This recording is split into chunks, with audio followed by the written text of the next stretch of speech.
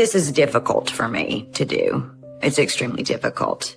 There's several family members that aren't happy that I'm doing it, but I'm not here to make my family look bad by any means, or anybody look bad. If anything was going to come out and be discussed about Eric, I wanted it to be the truth. And it was going to be done on my terms. This is my brother. If my brother can do something like this, then anybody can do something like this.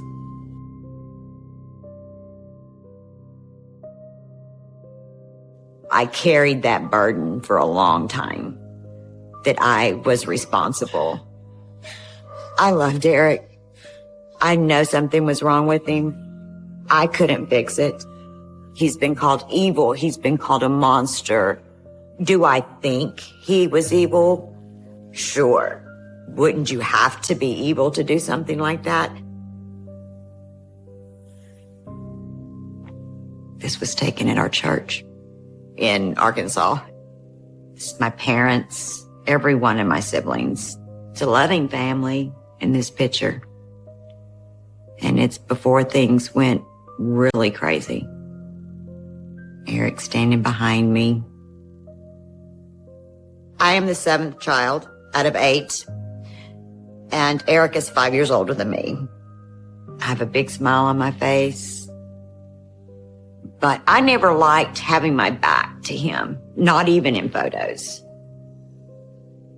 To most, he just looks like a handsome teenage young man that's polite and standing there with his family. But he was not like the rest of us. He was like a chameleon. He could turn into whatever he thought somebody needed him to be in order to get whatever it is he needed from them. Looking at him, the picture makes him look handsome and sweet, but at this age, that's the farthest from who he was. Not too many people, if any, really knew what he was capable of.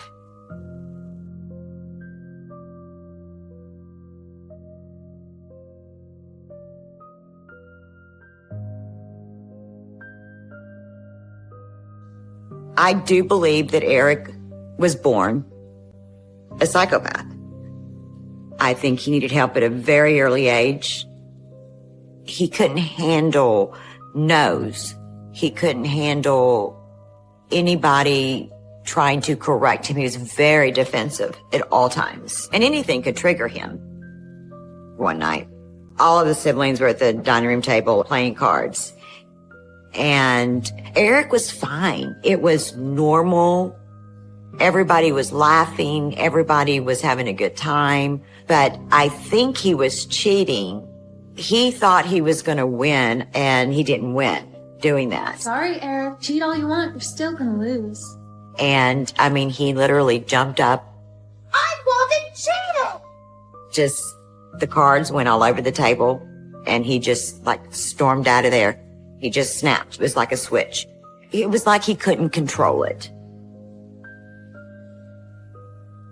Come on, Eric. Don't be such a baby. Come back. When he did come back in, he wasn't apologetic. Help us pick these up. When he got angry, or if something was said that he didn't like, his eyes seemed to get dark. He would have his fist just as tight as he could, and he had this look on his face. His lips would be tucked in, his eyes would be narrowed, and it was almost like he was huffing. And I learned that look at a very early age, and it was frightening. It was extremely frightening.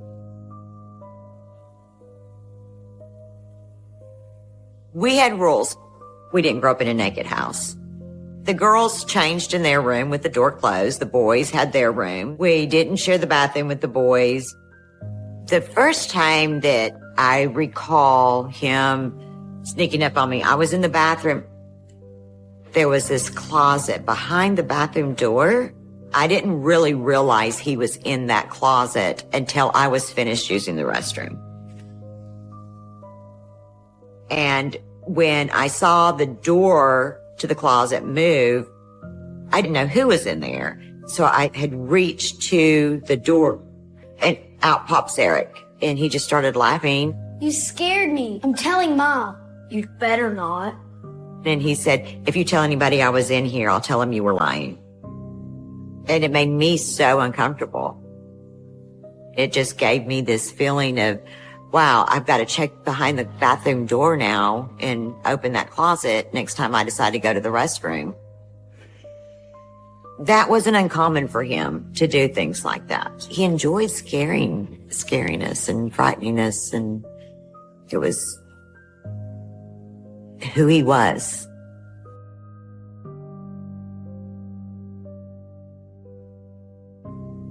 My neighbor, her daughter got a duck for Easter, and they didn't want to keep it. So they asked me if I wanted it, and I begged and begged and begged to keep it. And so my mom finally gave in. I named it Yellow Belly Quack Quack. She would follow me all around the yard, all around the neighborhood. I loved her. I was like her mom. And one day, I remember laying on my bed with the window open, and I was reading a book. And I could smell the grass that had been cut. I remember smelling that.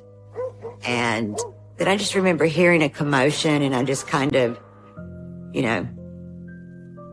didn't pay much attention. And then I could kind of see out the corner of my eye my brother coming down the hall. He gets in my room, and he has my duck in a box. And he said, the dog's got your duck. And I'm like, what? Eric's just standing there holding the box like nothing. It was like no emotion whatsoever. And my duck is just crying and making these horrible noises. I'm looking at her and I'm like, this is not something a dog would do. I mean, it was like one of her wings was almost gone. You could see her insides. It was not a dog attack. Mom! Mom! My mom came in the room, and she asked what was going on. And Eric immediately said, some dogs got the duck, and Belinda's upset. And so Mom told Eric, finish her off and bury her.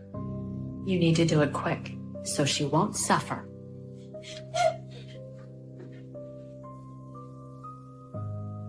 I just remembered getting in my closet. I just sat in there and cried. I don't know how long I was in that closet. And Eric came back and opened the closet door. And he said, oh, I just wanted to tell you I buried your duck alive. Yellow Belly was still crying when I buried her. But I'm sure she's dead now. That's what he said. He goes, dogs didn't really get her. I ran over her with the lawnmower, and he laughed. It was like you could see his teeth and everything smile. It was like pride almost, because he could just see the shock and hurt in my face. He enjoyed hurting me. He enjoyed hurting my duck. It's not normal behavior for anybody. It's just not normal. I stayed in that closet the majority of the day. I just sat there, the doors closed in the closet. I cried myself to sleep. That was never brought up again. It's just one of those things that happen that you just don't speak about. I never got over that.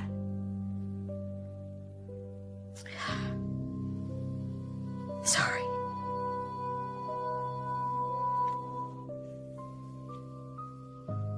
It's just cruel. It's just so cruel.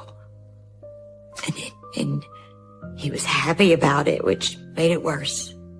Nat left. a deep wound on me.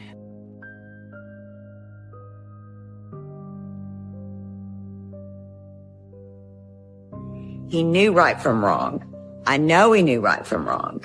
I think that there were just these urges that he had, and he had to act out on them. I don't know why he felt the need to torture me. It was just something Eric did, and he did it on a regular basis. I could be sitting in a room watching cartoons, and he would come in and start pacing. And he would have his fists drawn up and just the breathing. And if I was engrossed in the TV in a cartoon or something, I would be sitting there watching it and not really paying that much attention. He actually would grab my hair and yank my head back and forth just hard. He'd twist my arm really, really hard. And he would literally pull my arm up as high as he could. And I would be screaming. And he would say, "Does that hurt?" Ow! Stop it! Let go! And of course you're saying, "Yes, please stop." But it didn't make him stop. It was an intentional hurt. He's laughing about it like it's a game to him. Eric, let go of her. Stop it. Stop it. To him, it was funny. My younger sister, to my knowledge, he never picked on her. And I always thought, what did I do to make him want to hurt me? I would talk with my mother about it. She said she would take care of it, but I don't believe my mom knew exactly how to handle him. She thought if she could protect him and guide him, that she could fix him. I actually stopped telling my mom when he would hurt me, because no matter what he did to me, there was no consequences. There was no kind of action. So I had to realize that Eric wasn't going to change when it came to me. I was an easy target.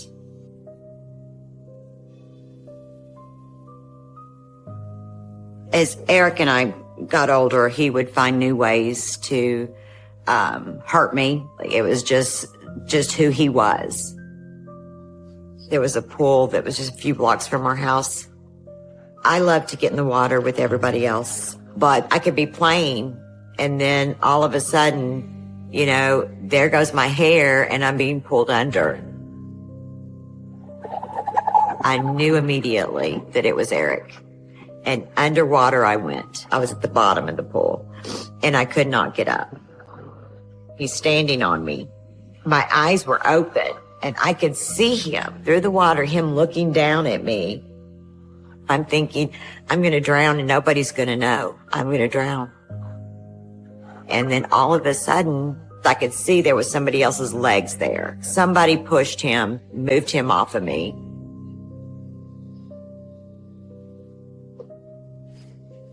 And I come up and I'm choking.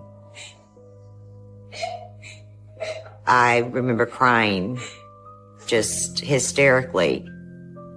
When I told my sister what had happened, she was very concerned. You stay here. I'll go get Mom. No, don't. She said she was going to go tell Mom and Dad, and I just would beg her not to do it because I didn't need him to do something worse next time. With Eric, you never knew how much worse it would be.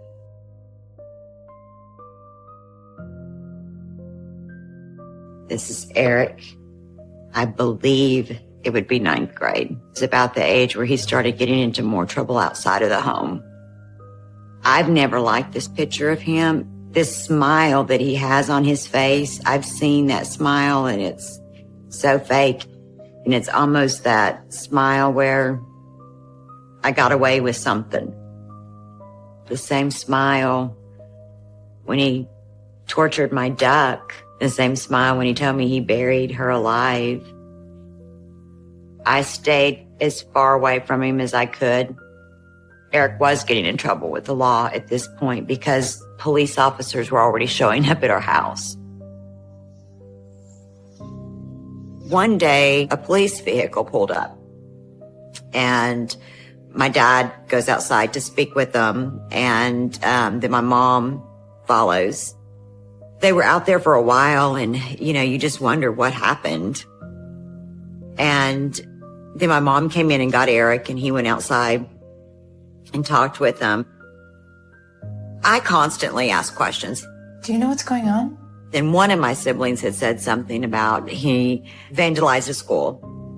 Another one said something about that they were told that he and one of his friends had robbed a grocery store that they had been working at. His anger wasn't just in the house anymore. It was out there. He lashed out at people the same way he lashed out at me. As Eric got older, it wasn't uncommon for the police to come to our home. And the more frequently they came, he had to have done something really bad for them to keep coming. But I didn't know what. Eric, come back here. I just always wondered, what did he do now? Eric was a very, very handsome man and very charming. He knew how to charm the girls. He had a girlfriend almost always. And when Eric had a girlfriend that he really cared about, he would become basically a better person. I loved the fact that he was happy, because when he was happy, I felt safe. But once they broke his heart, it was another story. There was this one girl that really, really took Eric, I think, by surprise. He really liked her. And she was so sweet and just so beautiful. And she had the most beautiful red hair, just beautiful. Something happened. She broke up with him. And it literally just devastated him. It was almost like he kind of lost it. Eric would pace the floors and kind of talk to himself. He would pace and pace and pace and pace and pick up the phone and make a call, and she wouldn't answer. And slam the phone down and pace some more. He started driving by her house. Then he started knocking on the door. He wasn't good with being told no. It was the no that he couldn't take. I think that's what triggered something in him.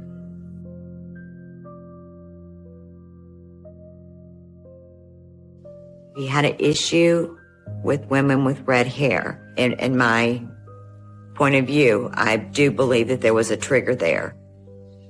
One day, I don't know why he and I went to town together, because we never really went anywhere together. But a girl approached him that apparently liked him, cute as she could be. Hey, Eric. Hey. Good to see you. And he was nice to her. Good to see you too. But when we went to walk away from her, I was like, well, she's nice. She's really cute. And he goes, well, her hair's not red enough. She's pretty.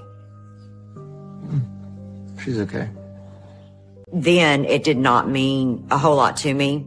But as years went by, that comment immediately came back into play in my head. I could just hear that comment and see the look on his face.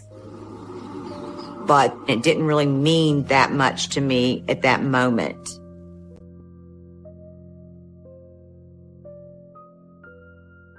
He started working in Oklahoma, and when Eric left home, it was like I could breathe. It was a relief. It was almost liberating, because I didn't have to live in fear. Things became normal, and I was finally of age to date. So I started dating this guy, dating for almost 2 years, and I ended up getting pregnant, a single teenage mom. I had my son, and as soon as I had him, my parents were leaving to go to Oklahoma because Eric had been arrested. I was told that Eric was arrested for robbery, but I remember one day Shortly after they had left, there was a phone call. My other brother was talking to my parents. And I kind of got a sense that this wasn't a burglary. Are you serious?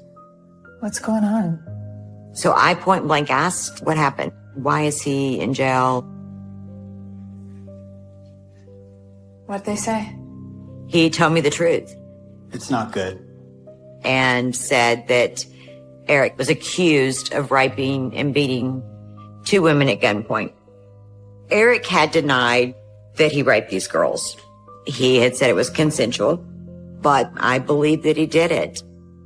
And Eric pled guilty to rape of the 2 girls and was sentenced to 23 years in prison.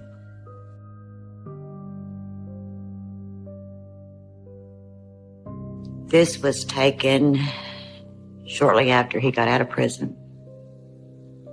Eric didn't serve his full term, his full sentence.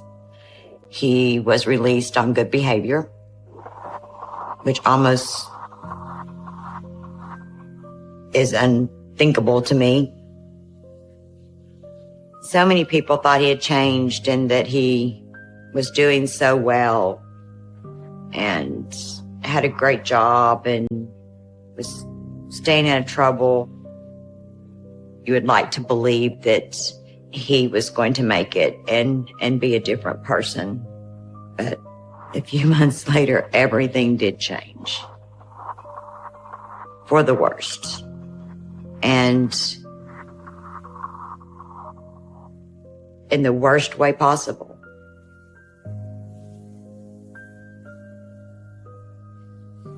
My mom wanted to have a barbecue, a cookout, and all of us come and see Eric and visit and have like a little small family reunion.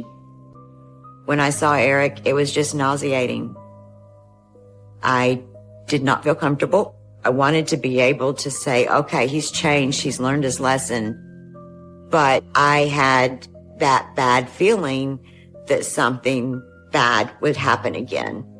And I didn't want to be a part of it. I actually said something to him at the grill. I said, I need you to be on your best behavior. I hope you've really changed, because Mom and Dad can't take much more of this. And he said, I've served my time.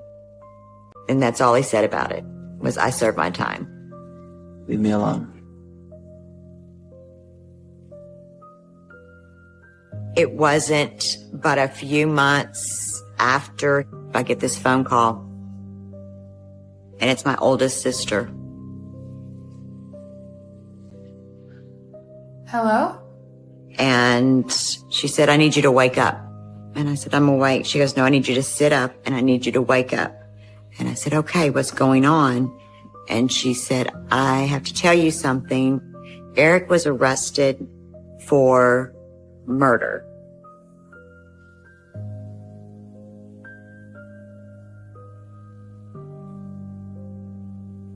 When I got that phone call from my sister telling me that Eric had been arrested for murder, she told me, what had been put out there in the media. October 11th, 1993. The night 18-year-old Julie Heath's car was found abandoned just west of Malvern. A week later, Heath's body was discovered in a wooded area, her throat slashed with a box cutter. Apparently, her car had broken down on the side of the road. Somebody had stopped to pick her up, to help her.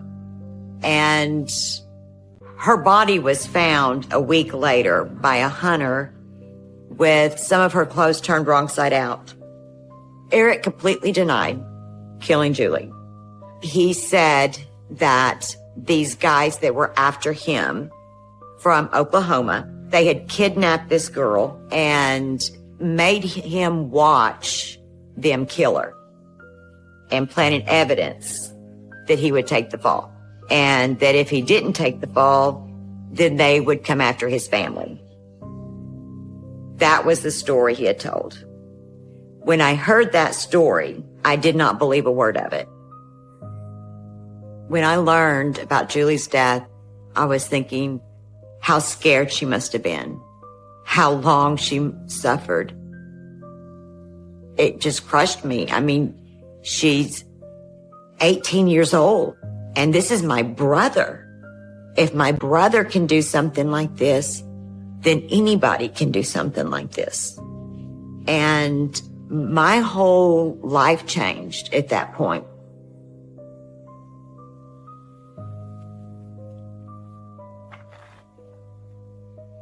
I'd never seen this before. Wow. I guess these were up all around town, I'm assuming. This should have never happened. It should have never happened. Had he still been in prison like he should have been, this little girl would still be alive. And he wasn't even out 6 months. It was like 5 months or something when he killed this girl.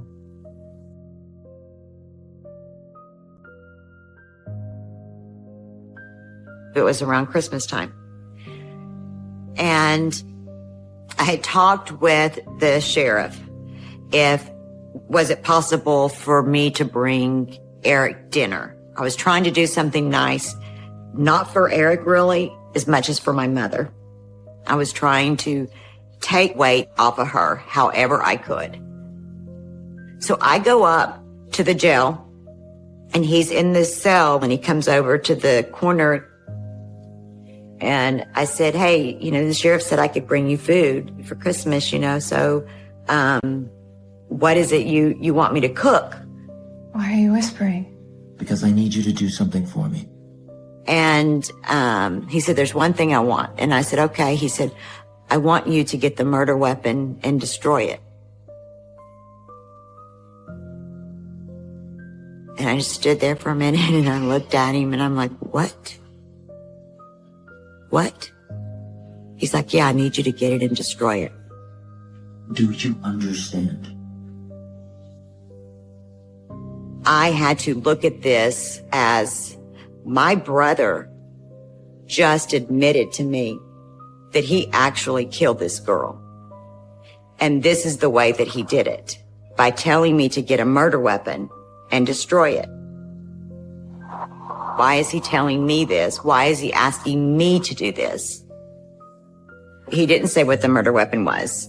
The actual place where he said it was an old abandoned gas station. You know the one by the turnoff for the lake. He goes, I'll give you a couple of hours, and then I'm going to call you at Mom's. And I said, okay. I said, okay, I'll do it. And why I said that, I'm not sure. Promise me you'll do this. Part of me thought, this is ridiculous. I really don't know what possessed me to go ahead and go. I really don't. I mean, I have asked myself that question for so many years.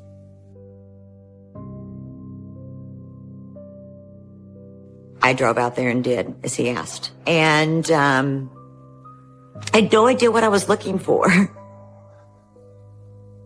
And as I'm walking around out there, I'm thinking to myself, I can see him right now just laughing because he sent me on this wild goose chase. There's no murder weapon out here. He is playing typical Eric games, and it's a control thing. I was getting ready to get back in my car, and then I saw this box of cigarettes that he used to smoke. And I just kind of kicked it over, and underneath it was this box cutter.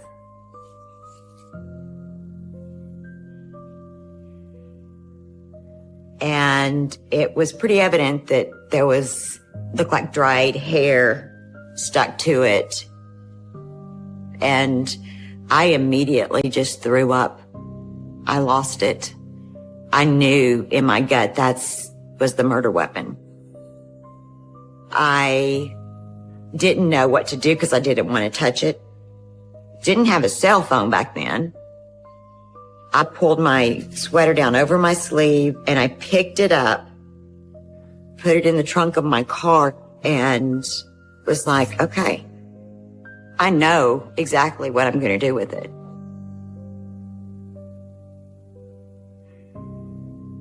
I drove straight to my mother's house. I knew Eric was going to call me there. I got the phone call from Eric, and I got kind of choked up because I wasn't exactly sure how I was going to handle this at this point. Yes, it was still there. I found it. And he was in a good mood. He was happy. And he said, yes, that's it. And he said, did you burn it? And I said, yes. And he said, thank you for the Christmas present. I have to go.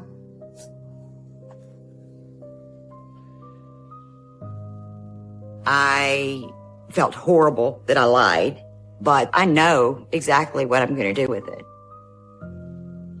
I am turning it in. I had no doubt from the get-go. It was like he doesn't know me at all. If he literally thought I was going to destroy it. I go outside because at this point I've already decided I'm driving to the prosecutor's office. Melinda, wait. But then Mom comes flying out the door and is asking me, where is it? Where is it? How can you do this? He's your brother. I don't have a choice. One of my siblings had said something to my mother about me having the murder weapon in my trunk and that I was going to turn it in. She was in tears. It broke my heart, but I had to do what I was raised to do, what was best for my family. And I have a little girl. And if this was my little girl that this happened to, I would want whomever to do the right thing. Melinda! And that's why I did what I did.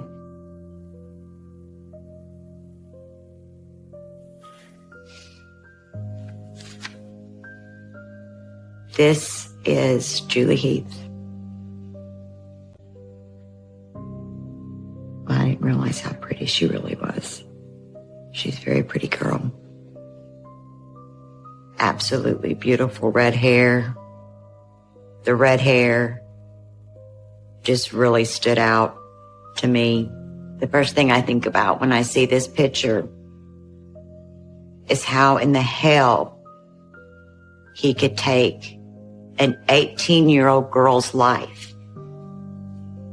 And when I learned that she had red hair, it just made me think that it was something about her red hair that may have set him off.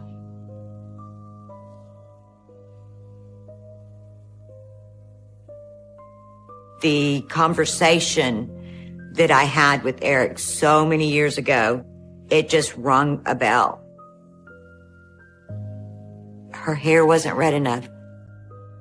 And I just kept saying that over and over in my head. Her hair wasn't red enough. And part of me feels like he enjoyed it because I know from how he tormented me, the things that he did, the joy that he got from it. And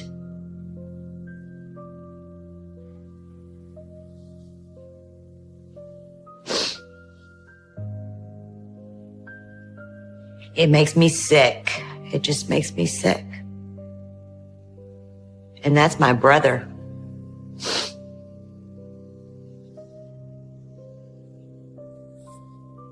He ruined a lot of people's lives.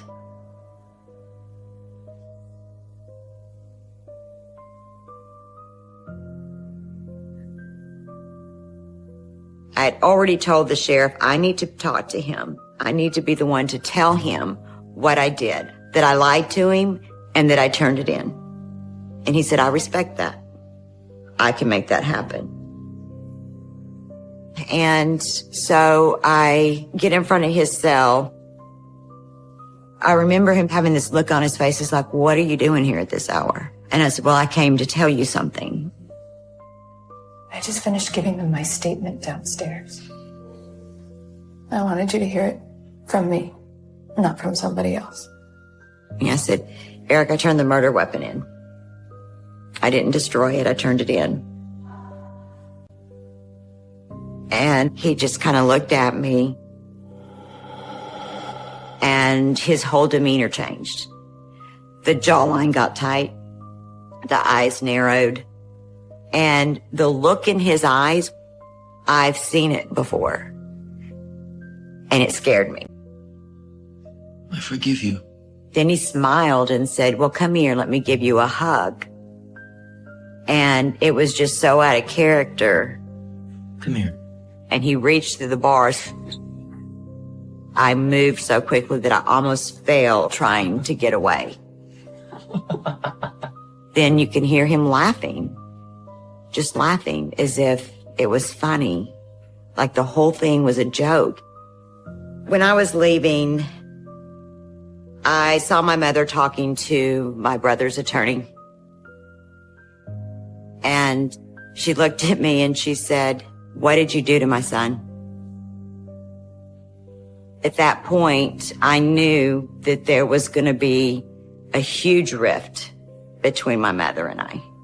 Melinda, this is all your fault. And his attorney made it very clear that I put the nail in the coffin or the needle in his arm. He's like, you killed your brother. You just killed your brother. You know that, right? But I know that it wasn't me that killed my brother.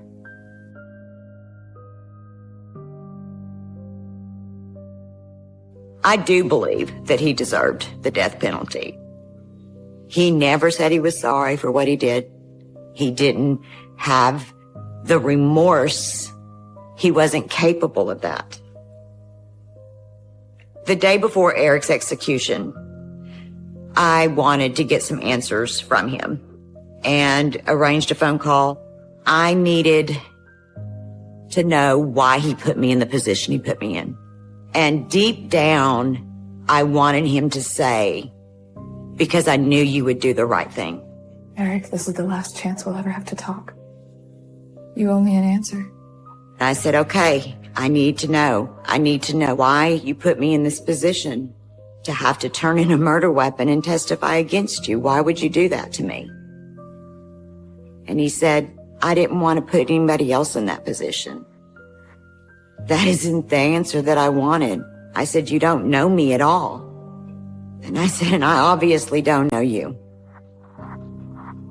And unfortunately, that was our last conversation.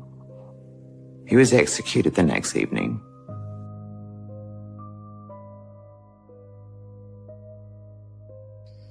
On the night of Eric's execution, I was in the recliner and I had been dozing on and off. And I don't know what it was, but something just woke me up and I said, it's over. It's done. I can feel it. And my ex-husband said, no, they haven't said anything about it yet. And then at the bottom of the screen came across that Eric Nance was executed and it had the time. And I have no way of explaining how I knew it. It was just weird. It was like I felt it. It was Like I felt like it was finally over.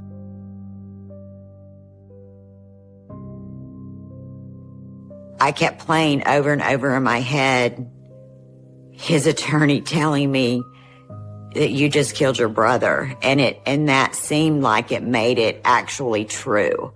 So I carried that burden for a long time, that I was responsible. I had so many people saying, oh, you killed your brother. Well, that's their opinion and they're entitled to it. But I didn't kill my brother. My brother killed a girl, a little girl. She was 18. That's a little girl to me. And he paid the price for it. He had to be held accountable for his actions.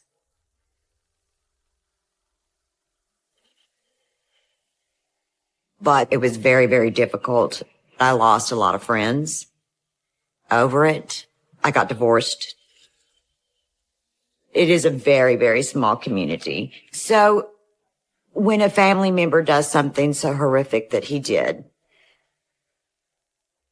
people associate you with that type of behavior. So you are now known as Eric Nance's sister. I don't have a name. I'm Eric Nance's sister.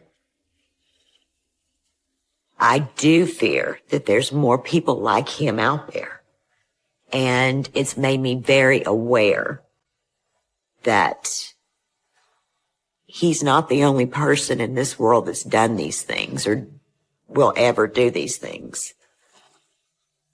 I mean, I get terrified at times. I'm terrified because if my brother could do something like that, anybody could do something like that. In December 1998, a man slipped undetected into the home of 39-year-old Claudia Benton. By the time he fled the scene, the mother of two had been brutally beaten, sexually assaulted, and fatally stabbed. He seemed to be almost ghost-like, the way he could get into houses without being heard, and, ghosts scare people. The killer was a man named Angel Reséndez, who'd been illegally boarding trains across the U.S. border from Mexico for over 20 years. He would go on to kill at least 9 people, but the authorities couldn't find him anywhere. There's 140,000 miles of track in North America. So how do you get your head around that? How do you find someone that's riding the rail? Capturing the Phantom Killer would prove to be one of the FBI's toughest cases to crack. No one was safe. You never really knew who was going to be the next victim. It was whoever had something that he wanted, and that could be anybody. Hidden away for so long, Angel Reséndez had emerged as one of the world's most evil killers.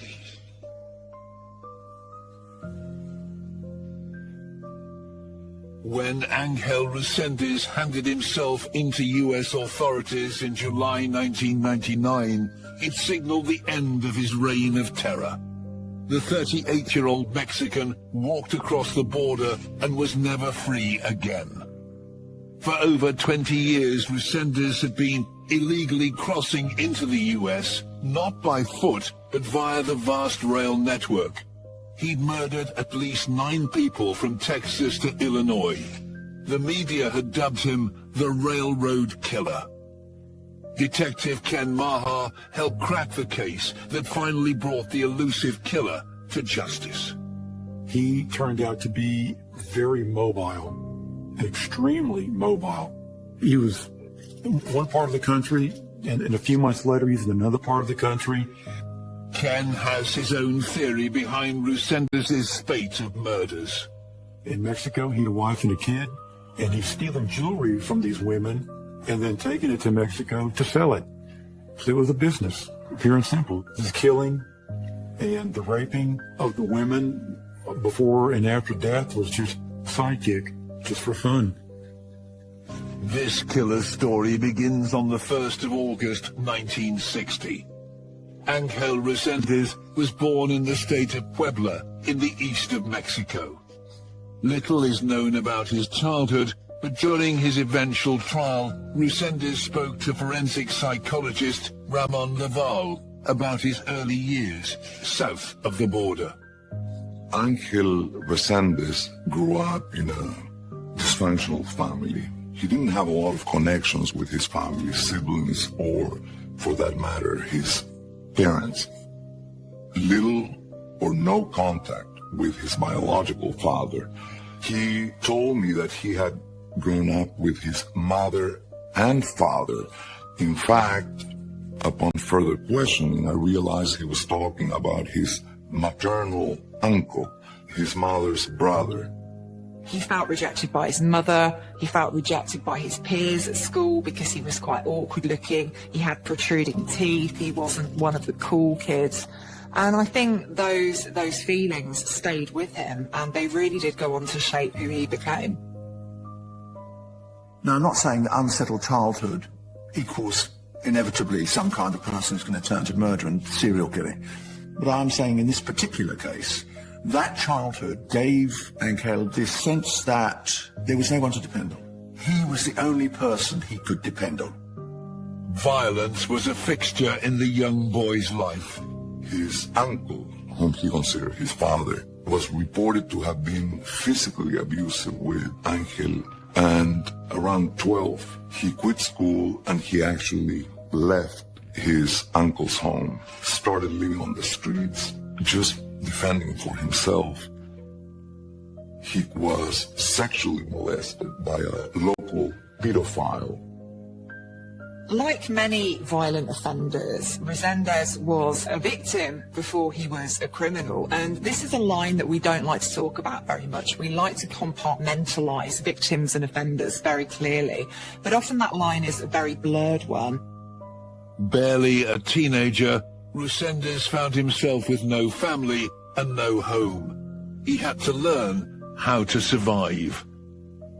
It must have been a significant moment. It's on that cusp of adolescence and puberty. It's that moment when a young man, especially a young man from such a troubled background, struggles out of the cocoon and tries to find himself. Resendez took to illegally riding the far-reaching network of North American railroads. It was a transient lifestyle that would come to define him. Resendez managed to travel quite far and wide within the United States by jumping on trains, jumping on an empty freight train and holing up in one of the carriages. And that would take him to a range of cities all over the place. Because you could leap on it. It's a stuff of movies, isn't it? Slow-moving railroad car, and the hobo is standing by the track, and he grabs it and lifts himself up into an empty car. It is thought that he first entered the United States when he was maybe 13 years old. And that's what he told me, that he was back and forth between Mexico and the United States. But in fact, the first record, formal record, is from when he was 16 years old, when he had entered and then deported. After serving 5 years and a 20-year sentence in a U.S. prison for burglary, aggravated battery, and grand theft auto in 1980, Resendez continued to ride the rails. In fact, by August 1996, the 36-year-old had been arrested 12 times and sent back to Mexico on no fewer than 7 occasions. But nothing deterred him, and his crimes would soon turn deadly. One of the most complicated questions about Resendez in the first instance is why he started killing. He was getting by. Things were not easy, and he was being deported back and forth across the Mexican-US border on a regular basis. But that was no real reason in itself to kill. And one of the most fascinating aspects of Resendez's character is where that initial spark came from. After illegally heading back north of the border on a train in the summer of 1997, Resendez carried out his first known murder in Lexington, Kentucky. In August 1997, there was an attack on Christopher Meyer and Holly Dunn, who were a young couple. So he'd spotted this couple after he'd jumped off one of the freight trains that he'd ridden on. And I think his intention from the outset was to get to Holly Dunn and to sexually assault her. And in order to do that, he needed to get Christopher out of the way. And he killed him relatively quickly with a 50-pound rock, which must have been the most horrendous thing for Holly to witness and for Christopher to experience. With her boyfriend taken care of, Resendez turned his attention to 20-year-old Holly Dunn. She is terrified. Her hands are bound. She pleads with Resendez for her life. He sits down beside her and shows her an ice pick and says, "Look how easily I could kill you." But in the end, he doesn't kill her with an ice pick. In the end, he rapes her. It's impossible to imagine the terror she must have felt, because now Resendez goes away again and finds a wooden board and beats her mercilessly with it. Terrible injuries to her head, to her back, an attack so dramatic that he thought he'd killed her. But miraculously, Holly Dunn had survived the brutal assault. Holly Dunn, to her eternal credit, manages to struggle to her feet and literally walks away from the scene of the attack. She makes her way to some nearby houses where, thankfully, they call an ambulance and the police. Resendiz had got away with it for now and remained unknown to the authorities. But it was a mistake that would later come back to haunt the killer. By December 1998, the 38-year-old was regularly crossing the border into the USA. Border Patrol authorities had apprehended Resendiz for illegal entry into the country 7 times in 1998 alone. Unaware he killed 21-year-old Christopher Meyer the previous year. But now the killer was back on U.S. soil in Houston, Texas, and had murder on his mind. That day in particular was a Thursday, December 17th, and day like most any other day. The afternoon was uneventful. I left for work around 3:30 and picked my son up at the sitter. It was his 9th birthday, and I picked him up, and on the way home I got a call from the dispatcher at West University Place saying, "We've got a body, a dead body." And I had chills and goosebumps thinking, it just can't be. It's got to be something else. It's just got to be something else. But she assured me that, yes, there was indeed. Patrol officers had discovered a deceased female. The murdered woman was 39-year-old research physician Dr. Claudia Benton. She'd been home alone. Ken walked into a horrific scene. There was a bloody butcher knife on a pillow next to her head, blood all over the carpet, blood on the bed, blood in the hallway leading just out the threshold of the bedroom door. Overall, it appeared every room in the house had been rummaged, ransacked, drawers open. Everything appeared to be touched and looked through. Dr. Benton had been stabbed to death with a knife from her own kitchen. There were 3 fatal wounds on her body. In addition to that, she had 19 skull fractures from being beat upon the head. I can only surmise that some of them may have been from the bronze figurine. It was probably maybe about a foot in length that had been on the mantelpiece. Quite heavy. Part of it was broken off during the beating. It was a savage and brutal murder of a wife and mother of twin girls. I think there is an inherent misogyny to Resendiz. There is an inherent hatred of women, which I think goes back to his rather dysfunctional relationship with his mother. So he thinks that women are there to provide something for him, to give something to him. He feels entitled to take that. Further investigation at the home suggested that Dr. Benton had been literally fighting for her life. Dr. Benton had a complete fracture to her ulna and dislocated elbow as well. And so she put up a very, very fierce fight. From the blood in the hallway, it looks like she was very, very close to trying to escape from the bedroom and get away from him. But being hit so many times in the head already, he was just able to physically overpower her and subdue her. After analyzing the bloody crime scene, Ken had to make one of the most difficult phone calls of his professional career to Dr. Benton's husband, George. Very, very difficult talking to the man because here I am, I'm having to explain to him that there's a dead body in his house, and he's telling me the only person that should be in there was his wife. And I felt sick, felt really, really sick inside because I'm thinking to myself, I mean, what if that was me? So I tried to be as gentle as possible. I tried to give him every avenue out. Could it have been a nanny? Could it have been a maid? Anybody else? And he just kept telling me, no, it's just my wife's the only one that would be in there. While Ken took Dr. Benton's devastated husband on a somber tour of the crime scene, he helped to point out anything that was out of the ordinary around the house. It was actually George Benton that noticed the steering column housing in the garage. He looked at it and said, that's got to be from the Jeep. The killer had made his getaway in Dr. Benton's vehicle, but he'd failed to find the keys that were hanging up in the kitchen cupboard. The next best thing he had to do was to try to hotwire the car. He knew he had to pop the steering column off, and so he did that. In doing so, he stuck his fingers in there to pry it out, and then he just sent that into the garage. That was some of the best evidence that we had right there, were his 4 fingerprints on the underside of that piece of plastic.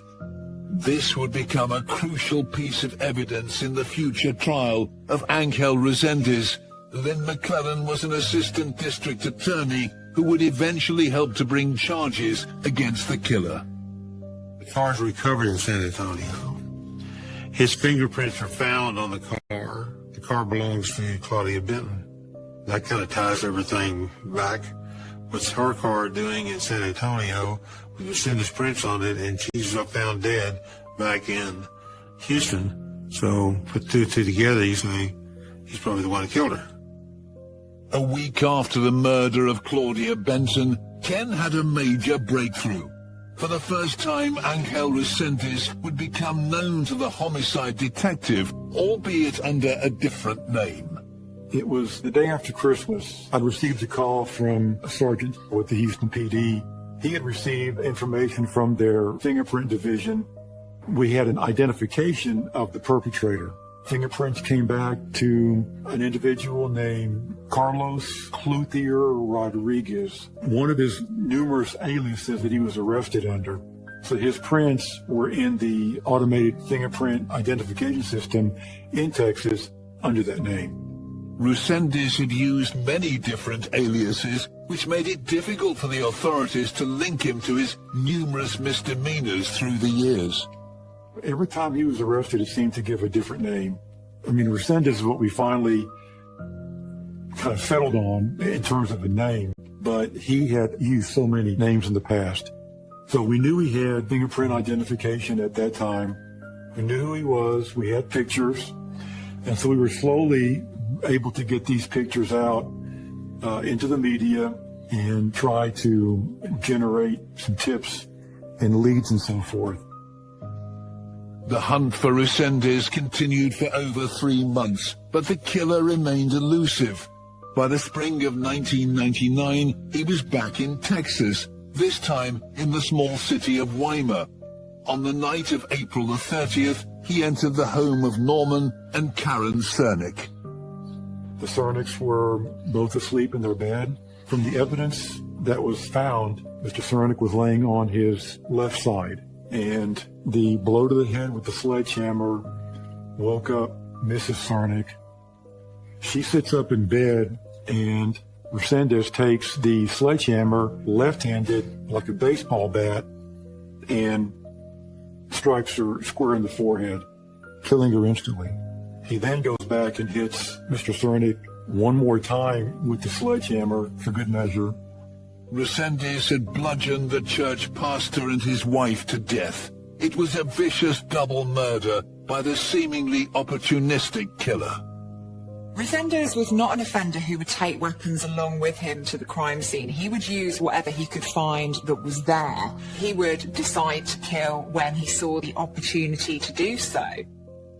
There is an advantage to this as an offender, because if you're not carrying weapons around with you, then you're not carrying evidence around with you. The escalation in Dr. Benton's case, he hit her with a smaller figurine and she fought back. This case with the Cernicks in Weimar, there was no fighting back. He made sure with that first blow, but he didn't want to fight. He had enough fighting the last time.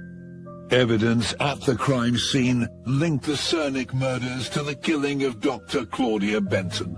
They collected, of course, very good DNA evidence from the Weimar case. That was sent to Department of Public Safety laboratories, and DNA testing was done, and it was an exact match to our perpetrator in our case. With at least 3 confirmed murders on his macabre resume, the FBI entered the search for the man who would later be given the moniker the Railroad Killer. Angel Resendez, however, continued to use various aliases, so tracking him down wasn't going to be straightforward.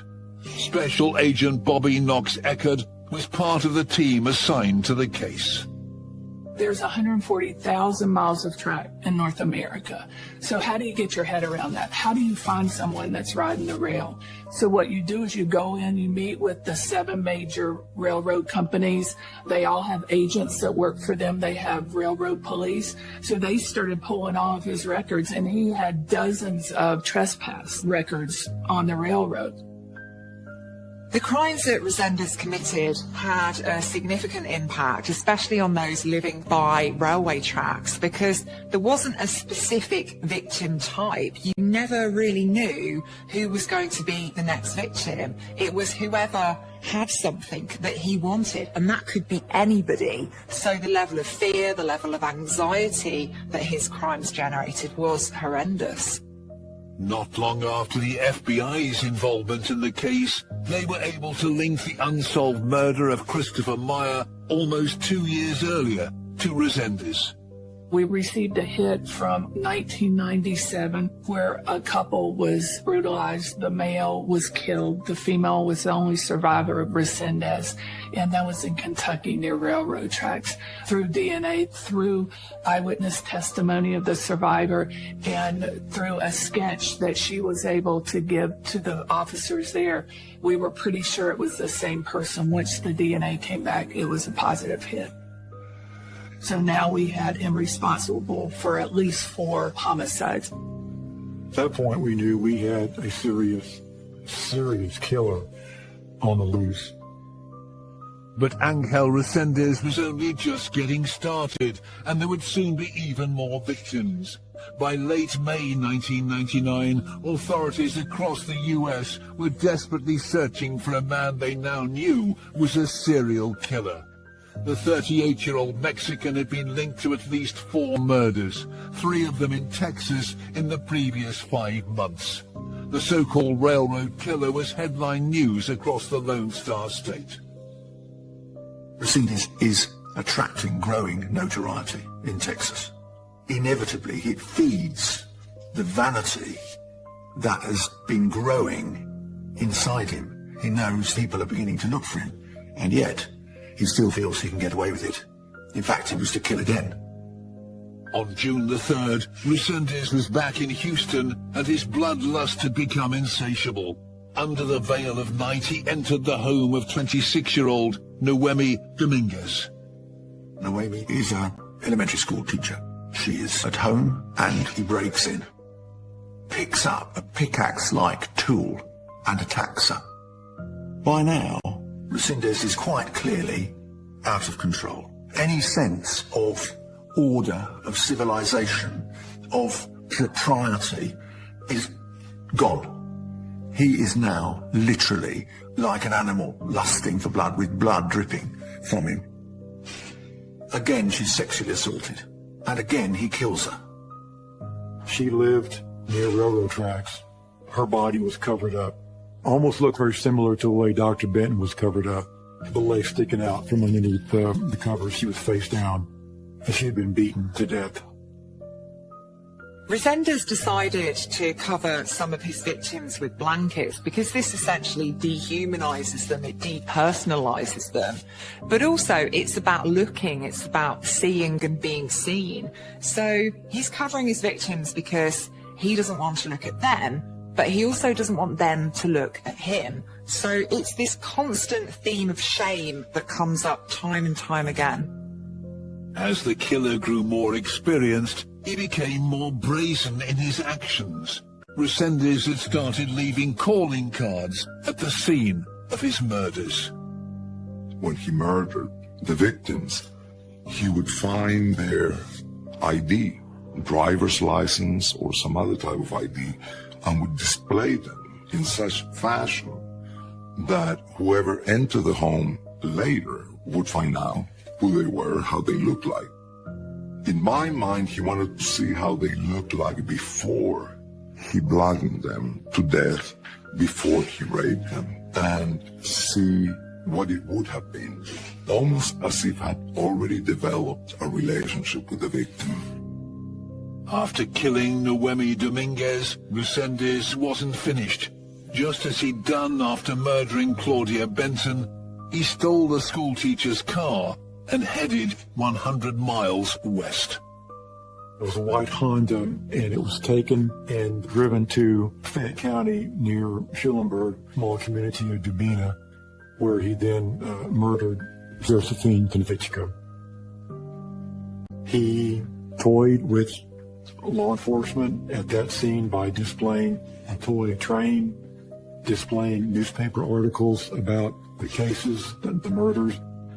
This is like reading an article that says, I am the railroad killer, and I'm leaving this here for you to know and make sure that you know it is me, nobody else. I am the railroad killer. He was proud of that. It is yet further proof, if anyone needed, that he is now utterly out of control and glorying in every moment of his celebrity. It is one of the most troubling of moments when a killer starts to live up to his own hype, who becomes obsessed with his own fame. Resendez had killed 73-year-old Josephine Konvichka with the same pickaxe he'd used just hours before when murdering Noemi Dominguez. When he left the premises, he'd actually left the pickaxe in Josephine's head and he tucked her up in bed, which was quite a bizarre kind of behaviour. But he'd left behind a really important piece of evidence because on that pickaxe was some of Noemi Dominguez's blood. So those two murders were connected.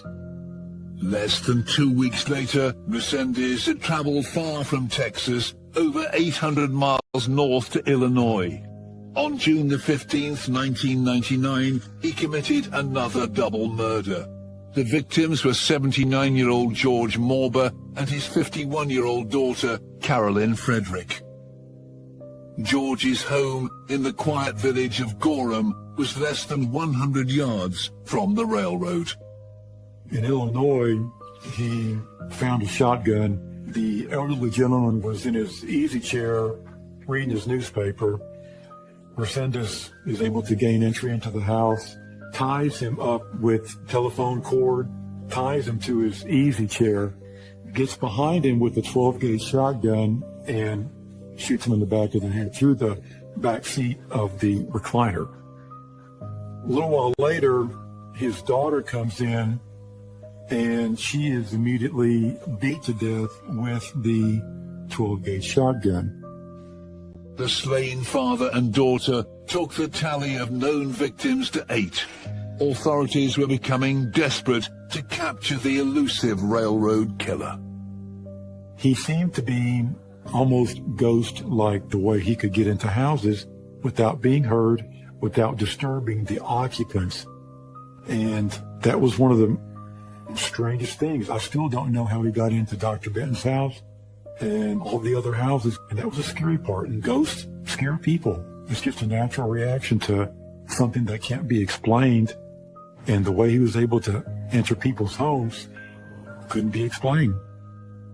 The killings were becoming more frequent, and the hunting ground had become wider spread. The FBI immediately took action. On June 21st of 1999, working with our FBI headquarters, we were able to add Resendez to our top 10 most wanted fugitives. When anyone has made a top 10, both the media and the public are made aware of how important this case was. The media helped us immensely in this case. Everybody in the United States and in Mexico, to a certain extent, wanted this guy captured. He had turned from a serial killer, now he was a spree killer. And I think everybody in the world wanted him caught. The addition of Resendez to the most wanted list brought nationwide TV exposure. So that's when the tips were coming in, and as the tips came in, anything that was really, really helpful, that sounded legitimate, was funneled to the task force. And it was just a huge coordinated effort in trying to find this guy. I don't know if it was the media or the FBI, but he was given the name the Railroad Killer. And in every media blitz, you would see the railroad killer is on the run again. He's been here, he's been there, he's committed this crime. The national exposure put pressure on the family and friends of Angel Reséndez across the Mexican border. This was the most complex case most of us had ever worked because the jurisdiction was huge. It was all the way in North America. You know, you just didn't know where he was going to be. Once we identified he had a wife or a common law wife in Mexico was the pivotal point for me. Reséndez's wife was brought across the border to be questioned by the FBI. Bobby led the interview. She was brought up here. She brought her daughter, who was approximately 3 or 4 months old, and we conducted the interview over a 2-day period. During that interview, I was able to provide her with enough information that she came to believe that he had committed the homicides. We showed her the DNA. We showed her fingerprints. We asked her if she had ever received anything from his trips into the U.S.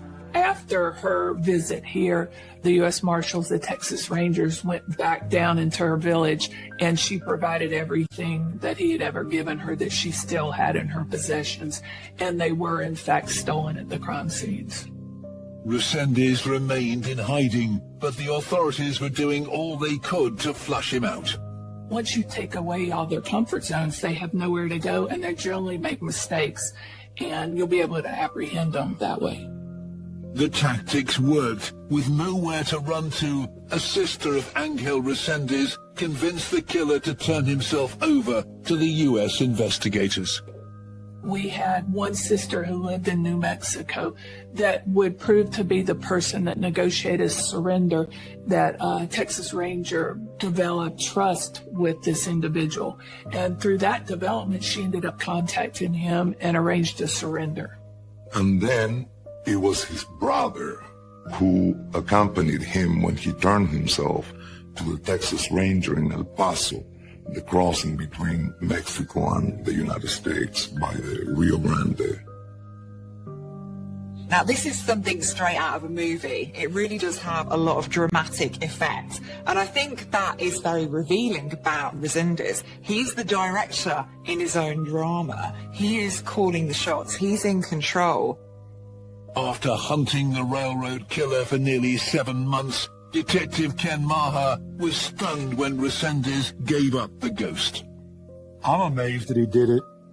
All he had to do was just stay in Mexico and then come across on a train or come across the border whenever he wanted to and commit more murders and keep up his little side business of selling jewelry in Mexico and live happily ever with his wife and kid. I'm grateful that he turned himself in. To this day, I'll never know the real motive. I think he was maybe a bit concerned about his wife and daughter in Mexico being harmed, if there were some bounties on his head. Soon after the capture of Reséndez, Ken found himself face to face with the serial murderer. After speaking to so many potential suspects over the previous few months, there was one thing in particular that Ken was looking for, to make sure they definitely got their man. There were many times that my partner, Joey Sanders, and I would just get a frantic call at the police department, sometimes transferred from Houston PD, saying that the people swear they've seen Reséndez in some part of Houston. And one of the first things we do is grab his right hand, look at the ring finger, and if it didn't have a scar, even though it looked like him, we knew it wasn't him, because it showed up on every fingerprint card that he had. It was an extremely noticeable scar just straight through the pad of his ring finger. Sure enough, when we caught him, it's one of the first things I was able to do, I think. And sure enough, it was there. It was true to life. Reséndez may have surrendered himself to the police, but there was no way this was going to be an open and shut case for prosecutors. With a trial looming, defense attorneys were going to tell the judge that the killer was insane. By now, investigators were aware that he'd killed 8 people and were still looking into whether there may be even more. The unsolved murder of an 87-year-old woman named Leafy Mason in Hugh Springs, Texas, was high on their list of potential victims. At one of the task force meetings, we had police officers from Hughes Springs, where Leafy Mason was murdered. They took out the complete window frame where the suspect in their case made entry, and they preserved it as evidence. And sure enough, they matched up his fingerprints. Resendez, there he was. So we had a good match to that case as well. Resendez had bludgeoned the 87-year-old woman to death with a flat iron in October 1998, 2 months before the killing of Dr. Claudia Benton. Lethe Mason became the 9th known victim of Angel Resendez, but it's believed the total number of people who died at the hands of the railroad killer is even higher. He confessed to 12 or 13 crimes, and they were able to confirm through DNA evidence that he had in fact committed those crimes. The killer talked about his many possible victims with forensic psychologist Ramon Laval. We didn't discuss the full chronology on what came first and second, third, fourth, but I have an idea that it started, as far as we know, in 86. Ramon had been asked to evaluate the mental state of Angel Resendez after a judge informed the defense attorneys that the killer would be prevented from pleading not guilty by reason of insanity unless he was assessed by an independent psychologist. He was not only willing to admit culpability, he talked about them. He said, yeah, he was the actor. He was the one who perpetrated them. And he would not be willing to give anybody else credit. He was very narcissistic, very self-absorbed. His manner of communication about the crimes was very calm, emotionally collected. He did not display any extreme emotional feelings about them, no sorrow, no regret. Despite admitting to many murders, the prosecution only needed Resendez to be found guilty of one. So they had to find the most airtight case against him, the murder of Dr. Claudia Benton. We had the strongest case by far. I think some of the other counties might have wanted to have had their own trial and convict him, but once he's convicted of capital murder in Texas, there's not much need to do it again. Assistant District Attorney Lynn McClellan was part of the prosecution team. In every criminal case, you have to prove the case beyond a reasonable doubt. So it's really just proving the elements of that crime. The evidence of who did it came from his fingerprints. In Claudia Benton's case, and fingerprints in the apartment, fingerprints on the car that was recovered in San Antonio afterwards. So that's really not a real difficult case to prove because all the evidence is there. Fingerprints and DNA are much better than eyewitness because eyewitnesses can make mistakes and fingerprints and DNA are not. The trial began on May the 8th, 2000 in Houston, Texas. Ken Maha was in the courtroom. One thing that stuck out immensely was the amount of weight that Resendez gained. He looked like a completely different person. He must have put on 40 to 50 pounds, maybe even more. He was quiet, didn't say a word. I don't believe he said one single word throughout the trial, unless he was conversing with his attorneys. As expected, the defense attorneys claimed that 39-year-old Resendez was not guilty by reason of insanity. Let's say he's schizophrenic. Let's say he's any kind of a mental disease. Did that cause him to do it? Did he know right from wrong? Obviously, he knew right from wrong because he was trying to get away, and he got away. I mean, there are lots of people that have mental diseases. They don't all go around killing people.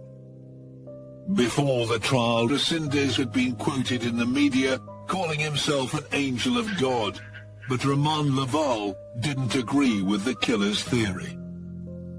My main concern was if he was insane at the time of the offense, and if he was doing the will of God, where did the rape come from? He could not quite explain that. He was like, I wonder why you're asking me that question. I hadn't quite thought about that.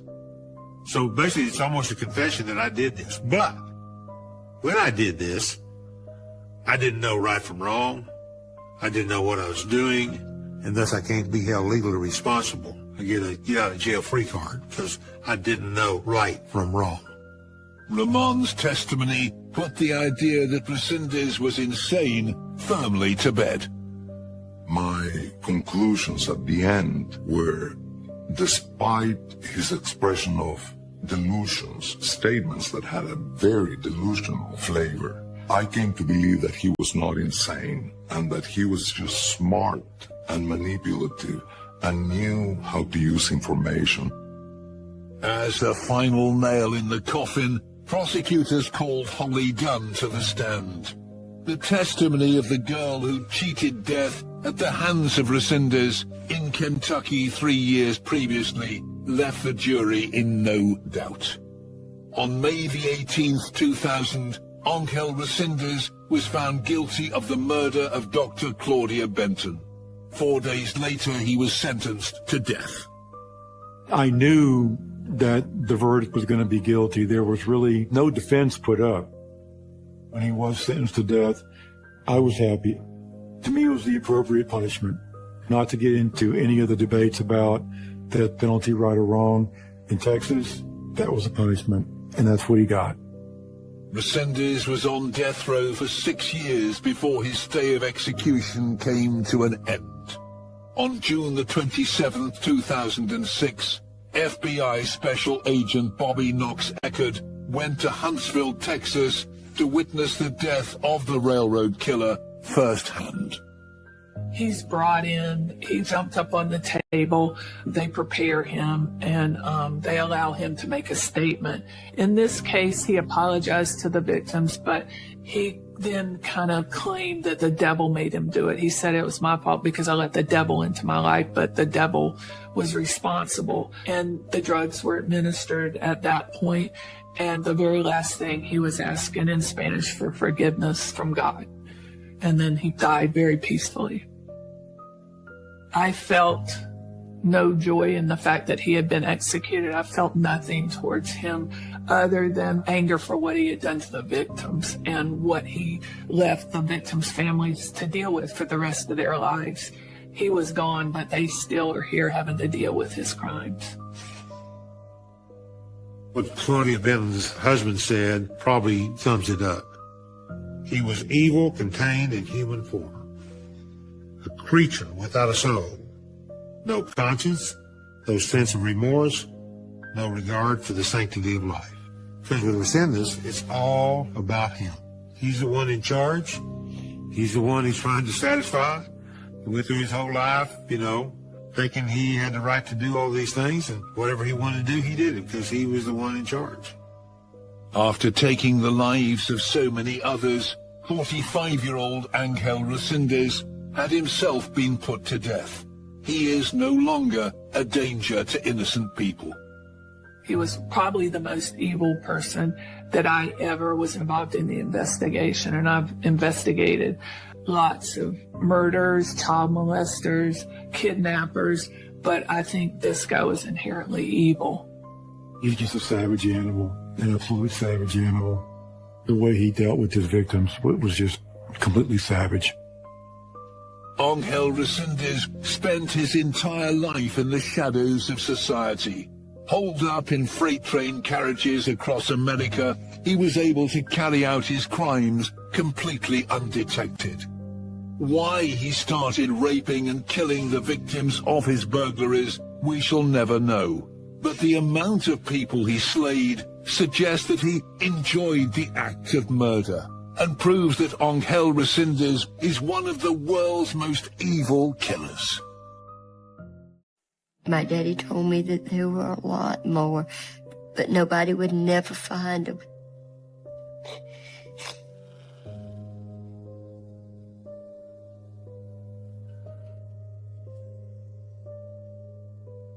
People come up and ask me, well, who is your daddy?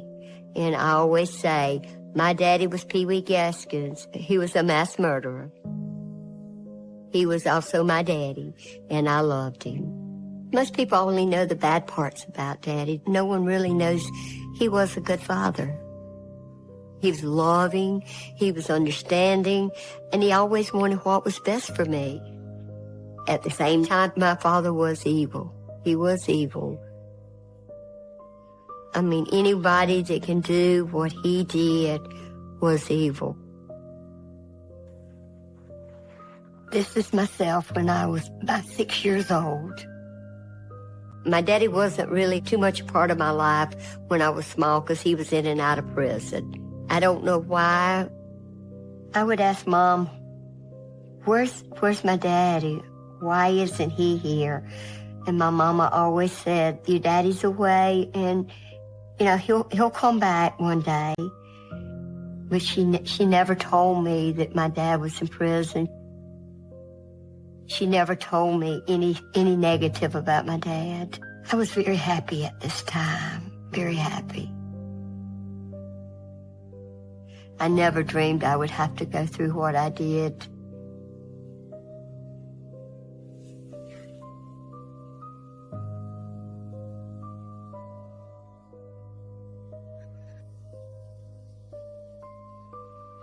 I was born on April 17th, 1952, in a little town called Prospect, South Carolina.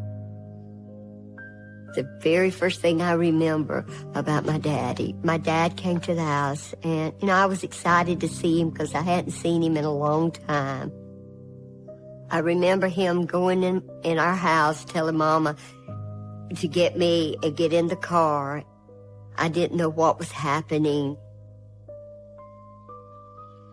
So, you know, we got in the car, and then he locked the doors. But before we could leave, cops pulled in and surrounded him. Donald Gaskins, stop right there. They just come flying in there with their guns drawn and was telling Daddy to get out. Please exit the vehicle with your hands up. That's when I noticed that Daddy had a gun. He was holding the gun towards my mama and telling my mama not to move. Donald, what's going on? Honey, just stay here. Don't move.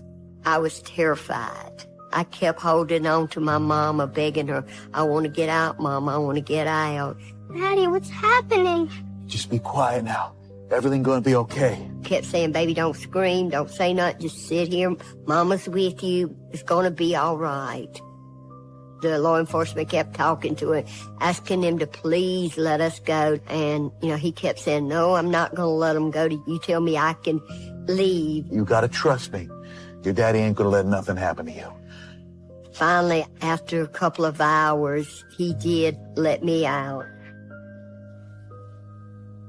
He released my mama, and when Mama got out, they just covered the car and drug him out of the car.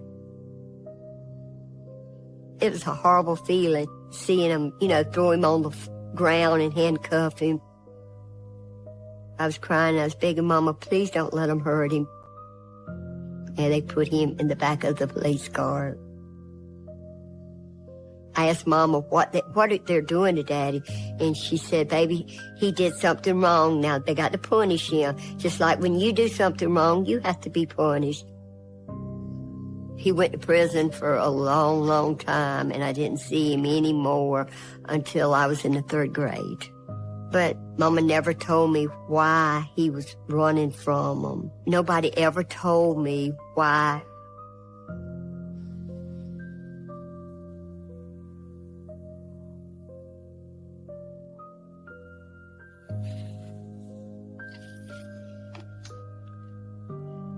There's a lot of memories behind this picture. This was the year that the children was picking on me and making fun of me because I didn't have a dad. But then my dad got to come home. I was so happy that my daddy was back.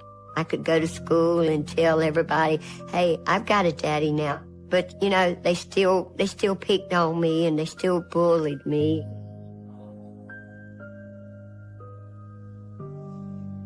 I remember one specifically day that my dad and I was outside playing ball, and I was really upset because the kids had been really, really mean to me that day. Honey, is there something bothering you? No. He kept saying, "What's wrong?" And I'd keep saying, "Nothing, Daddy." I didn't want to tell him because I didn't want him, to feel bad or anything. I know when something's bugging you, and I think this is the time. It's the other kids at school. He said, "People's making fun of me at school. They're picking on me, making me cry." He said, "Wait just a minute, baby." He said, "We'll fix that." You wait right here, okay? Got just the thing. So he went to the car, and I remember him coming back, and he had a loaded pistol. You take this. What's this for? And he gives it to me. And he tells me to take it to school with me, and if they kept on picking on me, to pop a cap in them. Next time those kids bug you, you show them this piece. He showed me how to release the safety, and he said, just point it and shoot. He just told me to go hide it, and don't tell my mama. You hide that under your pillow, and she won't find it there. I wanted to do what my daddy told me to do, but yet I knew that it was wrong. It kept bothering me. I mean, I can't do this. I can't do this. I said, I got to tell my mama. She was furious, and she calls the cops, and they come and pick the pistol up. I really don't remember what they did with Daddy, but I didn't see him for a long time.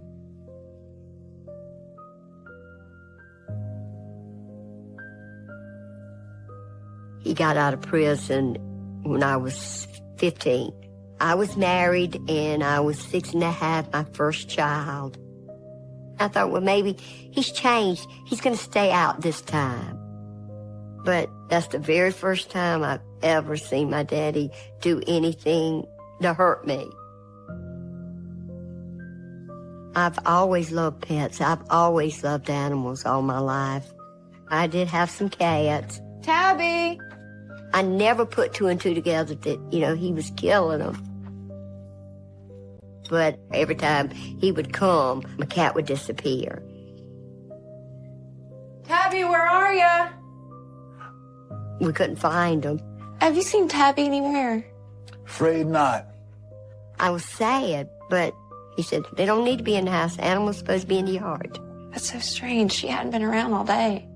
Why do you care? Daddy didn't like animals, and especially cats. He could not stand cats. Probably outside where it belongs. But I didn't know why my cats would disappear till years later. Now, as I look over the years, it could have been that he just needed to kill that cat instead of going out and killing somebody else.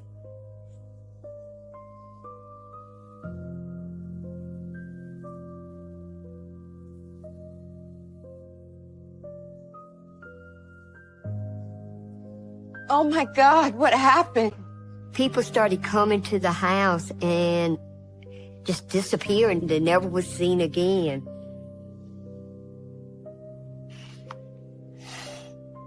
This picture was my daddy, myself, and my cousin Janice Faye. And that was my daddy's sister daughter. We were pretty much the same age, and, we were best friends. We just hang around the house and talk girl talk. We told each other everything. When I had my baby, she came and stayed with me to help me out. My daddy and Janice Faye was always close. I can't imagine him ever want to hurt her.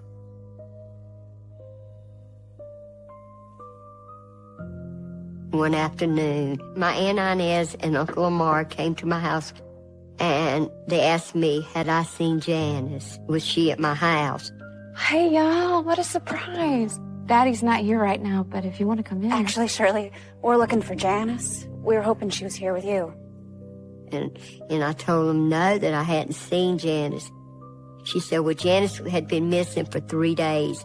We haven't seen her or heard from her for the past few days. We were thinking maybe she ran away. I don't think Janice would do that. Her friend Patricia was missing with her. They were both missing. I was worried because, I hadn't heard anything. You'll let us know as soon as you hear from either of them, right? Yeah, absolutely, yes.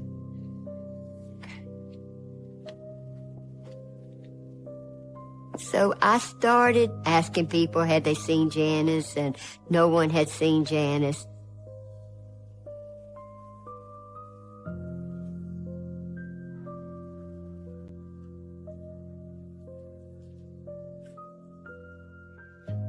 Hey, honey.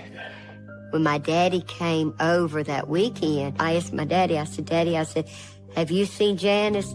Have you heard about Janice? No one's heard from her in a few days. I've heard, yeah. But he showed no emotions.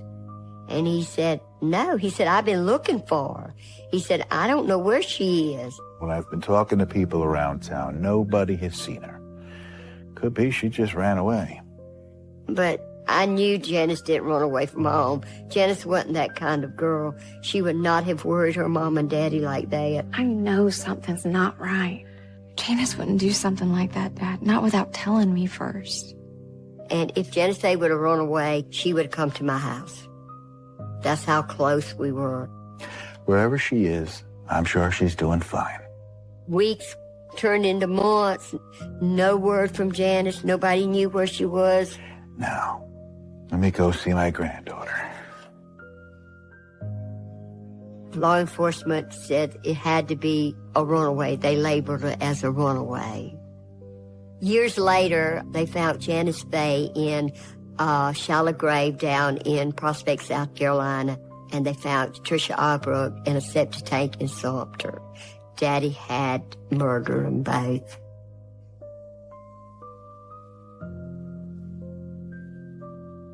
At this moment, just looking at my daddy and Janice Faye, it makes me angry. I try to block it out. I'm angry, sad, all in 1 minute. It was very hard to think my daddy had done it. It was evil. Nobody wants to believe that their parents is evil.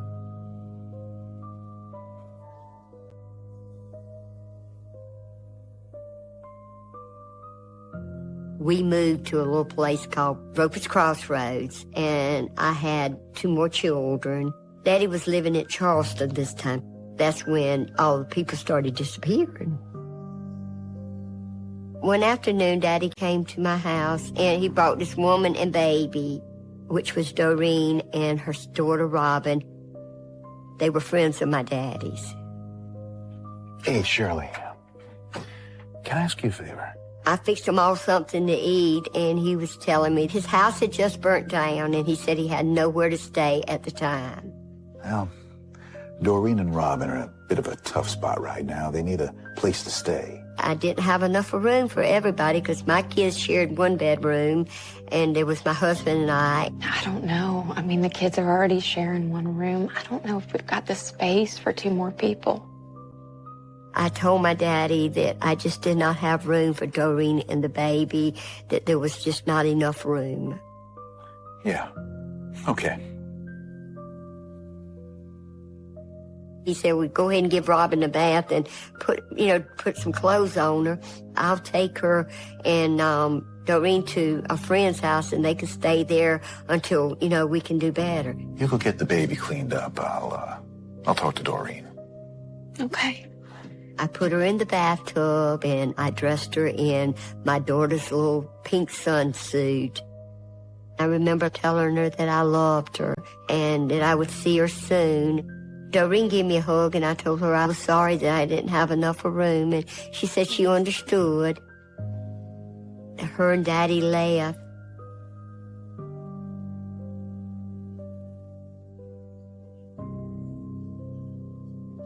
Hi, Daddy. Hey, sweetheart. And he was gone for about 2.5 hours, and when he come back, I said, Daddy, where did you take Doreen? Did you find a place for Doreen and the baby? Yep, we did. He said, just to a friend's house. I said, well, who was it? Which friend? No one you know. Oh. I was raised as a little girl. When an adult tells you something, you accepted what they said. I believed him. I never seen Doreen and the baby again.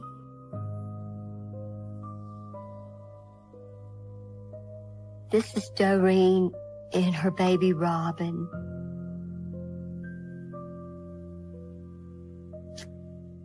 I haven't seen these pictures in a very long time. She was such a beautiful baby. I am so angry with my daddy for doing such an awful thing to this baby. I just feel like, why did they have to go so young? I still feel guilty. I mean, right now, in my heart, I feel like that I'm the reason that they're not here anymore. Why didn't I let them stay with me?